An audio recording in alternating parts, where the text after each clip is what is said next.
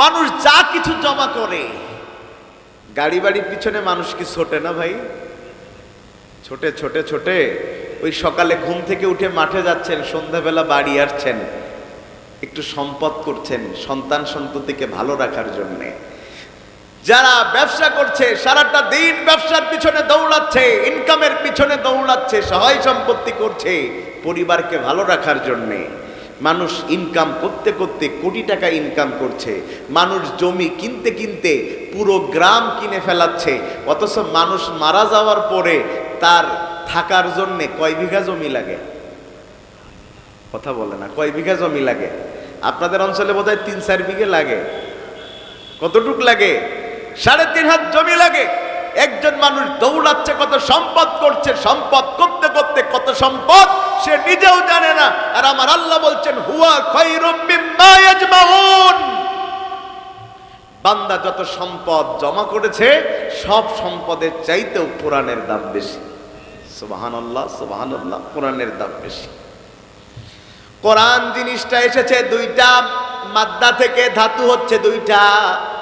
কোরআনের প্রথম নম্বর মাদ্দা হচ্ছে কোরআন এসেছে করউন থেকে, 3টা শব্দ থেকে, কফ রা হামজা। করউন থেকে যদি কোরআনের মাদ্দা ধরা হয় তাইলে কোরআনের অর্থ হবে সবচাইতে বেশি পড়ার জিনিস।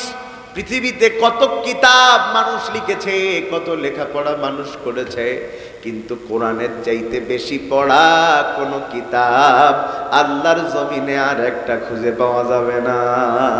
সুবহানাল্লাহ। মানুষ সবচাইতে বেশি পড়ে কোন কিতাব? কথা বলছেন না কেন? মানুষ সবচাইতে বেশি পড়ে কোন কিতাব? এখন তো গ্রাম অঞ্চলে এটা উঠে গেছে সভাপতি সাহেব, আপনারা মুরব্বী, আপনারা ভালো বলতে পারবেন। আগে সকালবেলা মসজিদগুলোতে মক্তব, কোরআন পড়ার গুনগুন আওয়াজ, বাড়ির পাশ দিয়ে হেঁটে গেলে বাড়িতে কোরআন পড়ার আওয়াজ পাওয়া যেত। আর এখন গানের আওয়াজ পাওয়া যায়, কারণ মানুষ এখন তার কোরআন ধরে না, মানুষ এখন মোবাইল ধরে। কথা বলছেন না কেন? মানুষ কি ধরে? মোবাইল ধরে। সারাটা রাত মোবাইলে যায়। মানুষ এখন ঘুম থেকে উঠেই সবার আগে মোবাইল চেক করে, কোরআন পড়ার সময় পায় না। অথচ পৃথিবীতে যত কিতাব পাওয়া যায় সব চাইতে বেশি পড়া কিতাবের নাম হচ্ছে কোরআন। দলিল কি? এই পৃথিবীর মধ্যে সব জায়গাতে একই সময়ে নামাজ হয়। একই সময় হয়? একই সময় হয়? এই যে এখন আপনি এখানে, এখন রাত আমাদের এখানে বেজে গিয়েছে 10টা, ভারতে বাজে কয়টা? 9:30 বাজে, আধা ঘন্টা কমে গেছে। তাইলে ওদের নামাজ আমাদের আধা ঘন্টা আগে হচ্ছে। পাকিস্তানে যাবেন সময় কমছে, সৌদি আরবে যাবেন আমাদের থেকে 2 ঘন্টার ডিফারেন্স কম বেশি হচ্ছে। তাইলে সারা পৃথিবীতে যেহেতু গ্লোবাল থিওরি অনুযায়ী সারা পৃথিবীতে একই সময়ে রাত একই সময়ে সকাল হয় না, সারা পৃথিবী এক এক সময় রাত এক সময় দিন হচ্ছে। তার মানে পৃথিবীর সারাটা সময়ের কারণে কখনো রাত কখনো দিন হচ্ছে। তার মানে এক একটা সময় এক এক জায়গাতে নামাজ হচ্ছে। পৃথিবীতে এমন একটা সময় নাই যেই সময় কোথাও না কোথাও নামাজ হয় না। আর কোথাও না কোথাও নামাজ হয় মানে পৃথিবীতে 24 ঘন্টা সময় কোথাও না কোথাও কোরআন তেলাওয়াত চলে। সুবহানাল্লাহ বলবেন না? অথচ আর কোনো কিতাব 24 ঘন্টা ধরে কোথাও চলে না। তবে আলহামদুলিল্লাহ পৃথিবীতে এত বেশি মাহফিল আর কোথাও হয় না কোরআনুল কারীমের যত মাহফিল বাংলাদেশে হয়।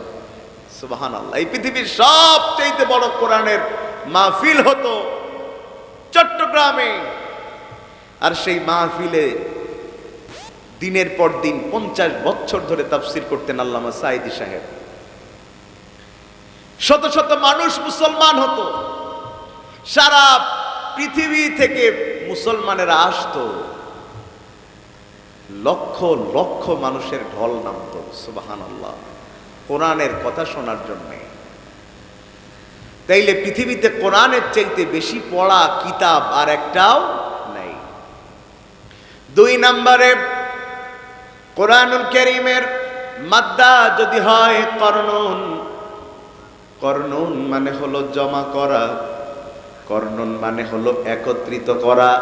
পৃথিবীতে আল্লাহ কত নবী পাঠিয়েছেন কেউ বলতে পারবেন? কেউ বলে 1,24,000, কেউ বলে 2,24,000, তবে এটার কোনো সুস্পষ্ট দলিল পাওয়া যায় না। পৃথিবীতে আল্লাহ কত নবী পাঠিয়েছেন আল্লাহ নিজেই ভালো জানেন। তবে আমার আল্লাহ ঠিক এইভাবে কোরআন মাজিদে বলেন, وَلَقَدْ بَعَثْنَا فِي كُلِّ أُمَّةٍ رَسُولًا أَنِ اعْبُدُوا اللَّهَ وَاجْتَنِبُوا الطَّاغُوتَ। আল্লাহু আকবার। আমার আল্লাহ বলছেন এমন কোন জাতি নাই যেই জাতির জন্য আমি আল্লাহ নবী পাঠাই নাই। যত জাতি, সব জাতির জন্য আল্লাহ নবী পাঠিয়েছেন। সুবহানাল্লাহ। তো যত নবী আল্লাহ পাঠিয়েছেন, সব নবী একত্রিত করলে সব নবীর আমলে যা কিছু ঘটেছে আমার আল্লাহ, আমার রব সব কথাকে এই কোরআনুল কারীমের মধ্যে জমা করে দিয়েছেন। সুবহানাল্লাহ। যা ঘটেছে সব কথা আমার আল্লাহ কোরআনুল কারীমের মধ্যে বলে দিয়েছেন। এজন্য শুধু কোরআনের পরে ঈমান আনলে হয় না, কোরআনের আগে যত কিতাব নাজিল হয়েছে সব কিতাবের উপরে ঈমান আনতে হয়। যেমন সূরা বাকারাতে আমরা সবাই পড়ি, ওয়াল্লাযীনা ইউমিনুনা বিমা উনজিলা ইলাইকা ওয়া মা উনজিলা মিন ক্বাবলিক। আল্লাহু আকবার। ঈমান আনতে হয় যেটা নাজিল হয়েছে রাসূলের উপরে। আমার রাসূলের পরে কোন কিতাব নাজিল হয়েছে? একটু জোরে বলেন না, কোন কিতাব নাজিল হয়েছে? কোরআন। শুধু সেটার উপর ঈমান আনলে হয় না, আর যা নাজিল হয়েছে পিছনে সব কিছুর উপরে ঈমান আনতে হয়। তবে অন্য নবীর আমলের কথা মানতে হয় না, মানতে হয় আমার রাসূলের কথা। কারণ আমার রাসূল নবী হবার পরে অন্য কোন নবীর আইন আর পৃথিবীতে চলে না। এখন একটা নবীর আইন, একটা নবীর শরীয়ত চলে, সেটা হচ্ছে মুহাম্মাদুর রাসূলুল্লাহ। আমার নবীর পরে আর কোন নবী আসবে? কথা বললেন, আমার নবীর পরে আর কোন নবী আসবে? আমার নবী শেষ নবী। বলেছেন কে? আমার আল্লাহ নিজেই কোরআনে এইভাবে বলেন, মা কানা মুহাম্মাদুন আবা আহাদিম মির